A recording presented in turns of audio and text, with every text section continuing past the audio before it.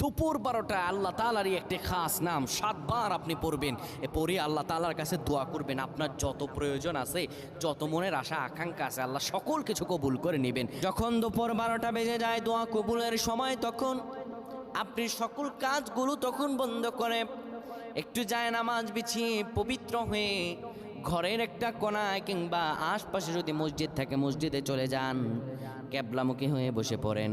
ক্যাবলামুখী হয়ে বসে সুন্দরভাবে প্রথমে 10 বার দুরূদ শরীফ পড়েন, 3 বার সূরা ইখলাস পড়েন, 2 বার সূরাতুল ফালাক, 1 বার সূরা নাস পড়েন।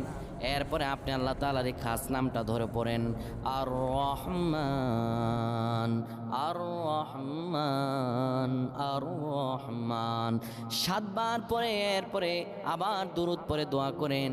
আল্লাহ তাআলার কাছে চাইতে দেরি হবে, কিন্তু আমার রব আল্লাহ আপনার দোয়া কবুল করতে দেরি করবেন না।